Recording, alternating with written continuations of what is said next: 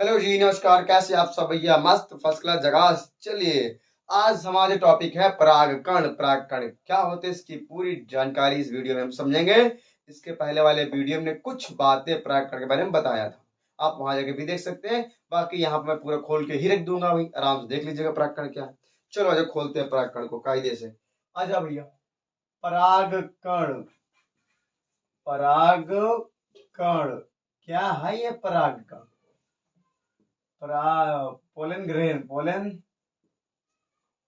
Grain, परागकण क्या है? परागकण। चलो शुरुआत करते हैं। अरे यार, इसकी परिभाषा आप इसे हिंदी में चुप्पे से तनी से का दे तनी दे कि बोलेंगे पुष्पों के नर युग्मकों को, नर युग्मकों को पुष्पों के नर युग्मकों को परागकण कहते हैं। क्या कहते हैं? परागकण कहते हैं। नर युग्मकों को परागकण कहते हैं। बस हो गया, सिंपल सा। पुष्पों के नर युग्मकों को परागकण कहते हैं। इतनी सी बात क्लियर होगी बबुआ साहब। आ जाओ और थोड़ा सा आगे आ जाओ, और थोड़ा सा आगे जाओ, और थोड़ा सा, और थोड़ा सा। अब समझो आगे फिर क्या बताएंगे भैया। परागकण का व्यास, परागकण का व्यास, परागकण का व्यास कितना होता है? परागकण का व्यास देखा जाए तो 25 से 50 माइक्रोमीटर होता है। 25 से 50 माइक्रोमीटर होता है। कितना भैया? 25 से 50 माइक्रोमीटर इसका व्यास होता है। अब बात कर ले जीवन काल की, बात कर ले भैया। तो जीवन काल में यही भी लिख दे रहा हूं। अच्छा जानते हो, हाँ लिख दे रहा हूं। परागकण का जो जीवन काल होता है, परागकण का जीवन काल, तो इसका जीवन काल बोलेंगे परागकण का जीवन काल। जीवन काल, इसका जीवन काल गेहूं भैया कम होता है। तो भैया गेहूं हमारे जीवन काल जो होता है, गेहूं में देख लीजिए, गेहूं, धान, यानी भैया परागकण का जो जीवन काल होता है गेहूं और धान में, इसका जीवन काल लगभग मात्र 30 मिनट का होता है। कितना होता है भैया? 30 मिनट का। गेहूं और धान में परागकण के जीवन काल कितना होता है भैया? 30 मिनट का। ठीक है, परागकण का जीवन काल 30 मिनट का। किसमें? धान और गेहूं में। और आगे आ जाओ भैया। आज देखो यहाँ पे एक और है, रोजेसी। आपने सुना होगा नाम, मैं यहाँ लिख दे रहा हूँ छोटा सा। क्या बोलेंगे? अच्छा ये लिख रहा हूँ, रोजेसी, रोजेसी,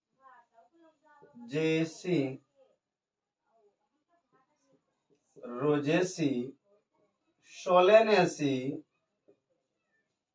सोलेनेसी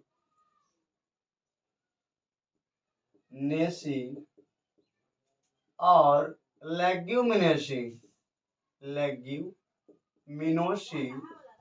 मिनोसी आदि में इसका जीवन काल जो होता है, आदि प्लांट में जो होता है, ये फैमिलियाज है पादप की।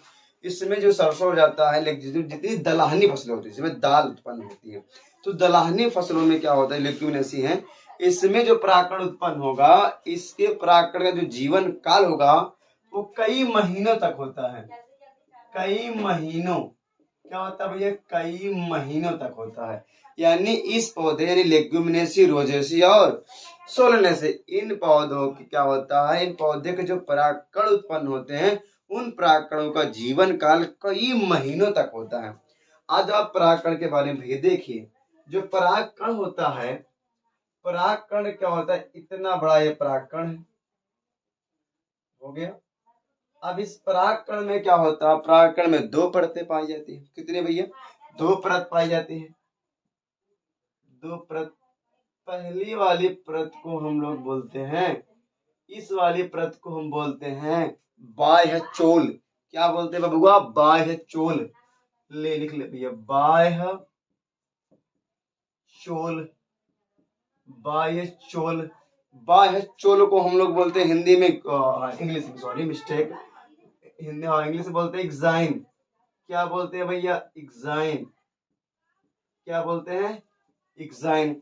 अब बात ये आती है, जो एक्साइन है, ये बाह्यचोल है, ये बने किसके होते हैं भैया? ये बने किसके होते हैं जान लीजिएगा। ये बने होते हैं स्पोरोपोलिन का भैया, स्पोरोपोलिन स्पोरोपोलेनिन का,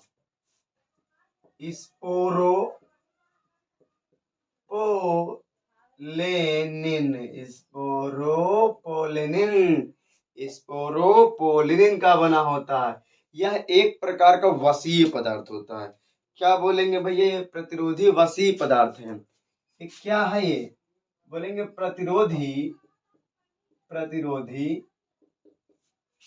वसीय पदार्थ का बना होता है भैया, वसीय पदार्थ है ये। कौन सा है? बोलेंगे परागकण का जो बाह्यचोल होता है स्पोरोपोलिन का बना होता है, जो एक प्रकार का वसीय प्रतिरोधी पदार्थ होता है। ये जो होता है स्पोरोपोलिन परागकण को कई महीनों तक, कई दिनों तक जीवित रखता है और पूरी तरह संरक्षित करता है परागकण को। ठीक है भैया, इतना हो गया। अब इसका जो दूसरा, इसी परत में क्या होती है? छोटे छोटे जनन छिद्र। एक सवाल आता है, बड़ा बेहतरीन प्रश्न है कि अब बाह्यचोल पे, नहीं बाह्य परत पे क्या होता है? आपको स्पोरोपोलिन नहीं पाया जाता। पूरे बाह्य परत में जो बाह्यचोल होता है, पूरे बाह्यचोल क्या स्पोरोपोलिन का बना होता है, लेकिन कहीं कहीं स्पोरोपोलिन नहीं पाया जाता। वो स्थान कौन सा है? स्पोरोपोलिन कहाँ नहीं पाया जाता है? बाह्य परत में कहाँ नहीं पाया जाता है स्पोरोपोलिन? तो आ जाओ समझते हैं। तो बोलेंगे स्पोरोपोलिन जनन छिद्र पर नहीं पाता। स्पोरोपोलिन जनन छिद्र के स्थान पर नहीं पाया जाता। अब समझे जनन छिद्र क्या है। देख बबुआ, अगर ऐसे हम कह सकते हैं कि परागकण में छोटे छोटे छिद्र जैसी संरचना होती है। इन्हीं संरचनाओं को हम लोग कहते हैं जनन छिद्र। इन्हीं संरचनाओं को क्या कहते हैं भैया? जनन छिद्र, यानी बोल सकते हैं जर्म पोर।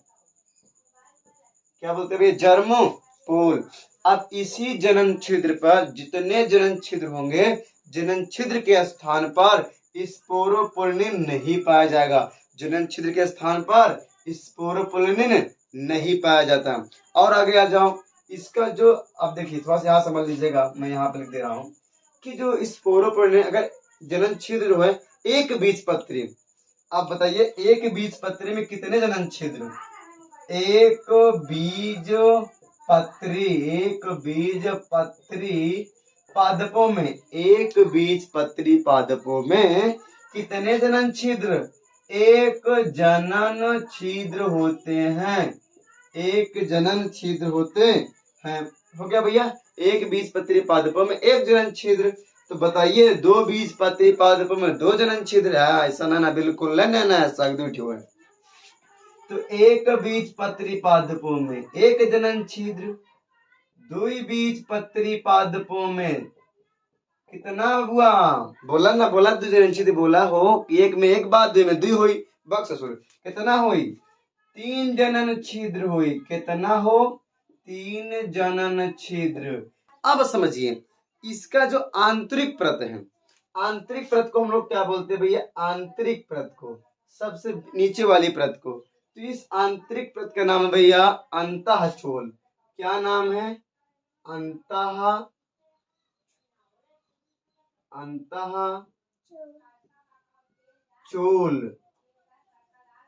एक जो अंदर वाली परत इसको बोलते हैं अंतःचोल। इसे इंग्लिश में हम बोल सकते हैं, क्या बोल सकते हैं भाई इंग्लिश में? इंटाइन। ठीक भैया, क्या बोल सकते हैं? इंटाइन। अब एक किसका बना होता है? तो ये किसका बने होते हैं भैया? अंतःचोल किसके बने होते हैं? तो ये बोल सकते हैं हम, ये बने होते हैं किसके? उसका नाम है पेक्टोसेलुलोज। क्या नाम भैया उसका? नाम है पेक्टोसेलुलोज। किसके बने होते हैं भैया? पेक्टोसेलुलोज के। आंतरिक परत जो होती है परागकण की, यानी अंतःचोल जो होता है, वो किसका बना होता है बबुआ? पेक्टोसेलुलोज का। ये क्या होता है? अरे देखा समझा का बटाई। ये हमें पेक्टिन, क्या भाई? पेक्टिन प्लस सेलुलोज, ये दोनों से मिल के बना सेलुलोज। तो पेक्टिन और सेलुलोज का बना हुआ, इसलिए नाम पड़ गया पेक्टोसेलुलोज। कितनी अच्छी बात है ना। आगे आ जाओ थोड़ा सा। अब जो यहाँ पे परागकण हो गया। अब इसकी और संरचना पढ़ेंगे, इसमें एक ही केंद्रक होता है। क्या होगा भैया? केंद्रक होगा। अब केंद्रक है तो भैया ये क्या होंगे? कोशिका द्रव्य होगा, यानी साइटोप्लाज्म। ये हो गया। अब बात समझिएगा, ये जो दिख रहा है इसे हम लोग क्या बोलते हैं? केंद्रक बोलते हैं। क्या बोलते हैं भैया? केंद्रक। तो ये क्या है, मैं यहाँ पे लिख दे रहा हूँ, केंद्रक, यानी भैया न्यूक्लियस बोलते हैं। क्या बोलते हैं? न्यूक्लियस। क्या बोलते हैं भैया? न्यूक्लियस। अब बात कर ले, इसमें जो द्रव भरा हुआ है, इस द्रव को हम लोग क्या बोलते हैं भैया? इस द्रव को हम लोग बोलते हैं, द्रव कहाँ चला गया भाई? इस द्रव को हम लोग बोलेंगे कोशिका द्रव्य। क्या बोलेंगे भैया? कोशिका। क्या बोलते हैं भैया? इस कोशिका द्रव्य को साइटोप्लाज्म। साइटोप्लाज्म। क्या बोलते हैं भैया? साइटोप्लाज्म। इस कोशिका द्रव्य को क्या बोलते हैं? साइटोप्लाज्म। अब बात आती है कि जब ये परागकण परिपक्व होता है, अब समझा आगे भैया, इतने क्लियर हो गया पूरे डिटेल में। अब आगे जाओ, जब ये परागकण परिपक्व होगा, जब परिपक्व होगा ना, तो मैं यहाँ पे छोटी सी संरचना बना के मैं समझा दे रहा हूँ। क्या समझाऊंगा भैया? तो मैं यही बना दे रहा हूँ छोटे से। अब जब ये परागकण परिपक्व होगा, जब परागकण क्या होगा? परिपक्व होगा।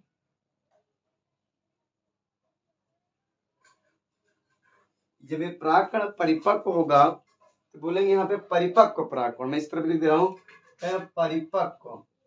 परिपक्व। क्या भैया बोलेंगे? परिपक्व। जब ये परिपक्व होगा तो वही केंद्रक यहाँ पे होगा, लेकिन ये केंद्रकवा क्या होगा? परिपक्व परागकण। ये भैया क्या करेगा? पराग भित्ति की ओर, कि भैया परिपक्व परागकण में यहाँ पे लगा परिपक्व। परिपक्व। परिपक्व परागकण।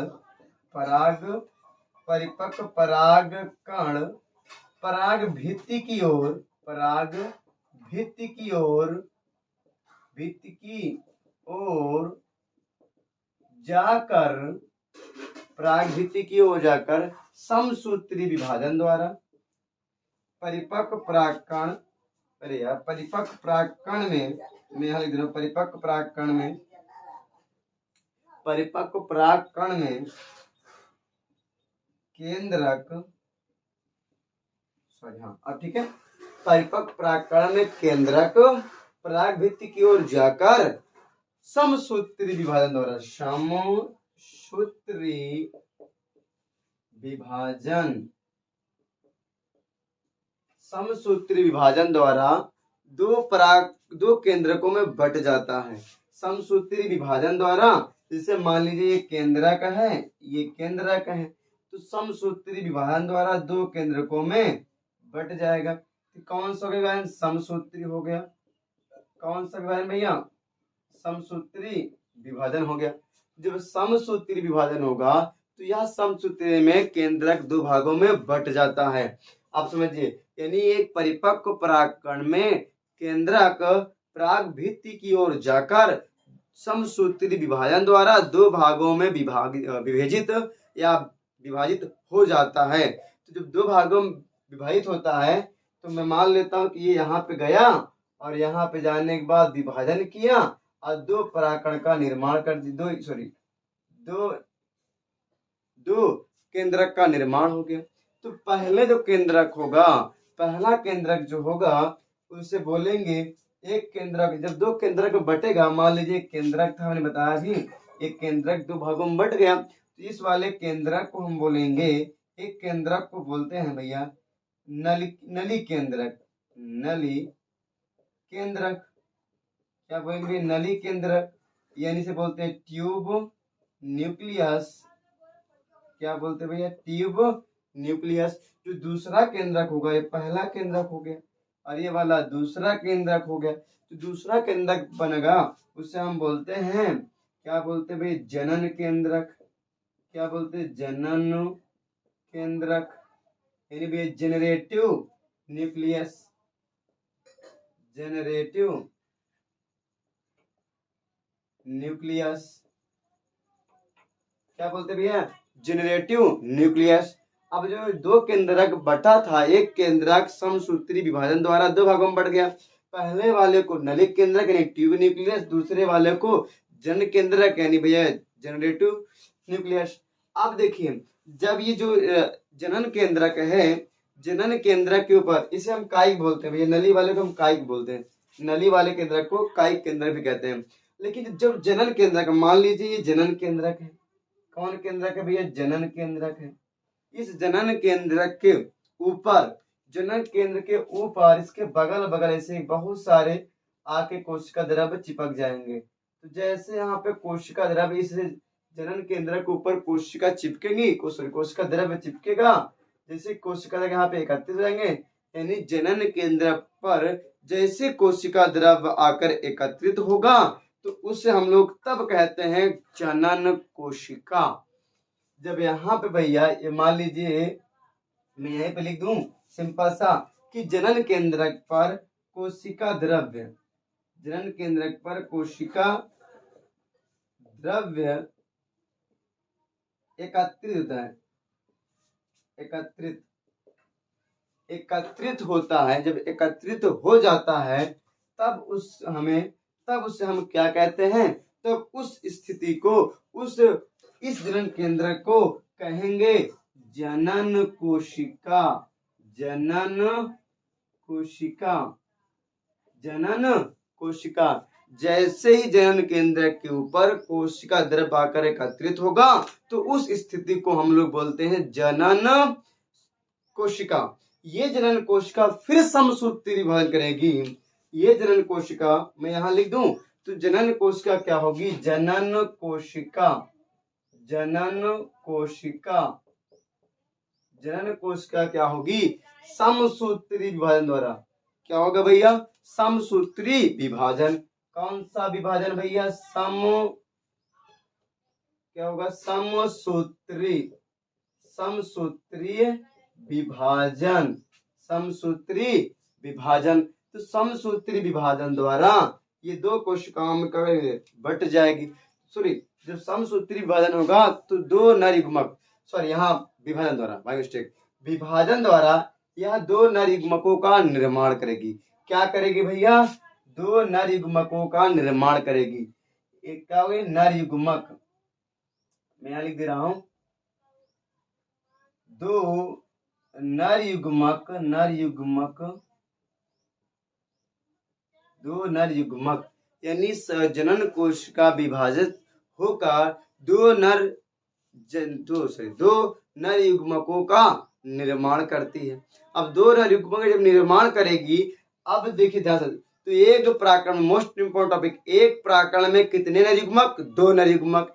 एक प्राकरण में दो नर युग्मक कौन बनाया भैया, जनन कोशिका ने दो नर युग्मकों का निर्माण किया।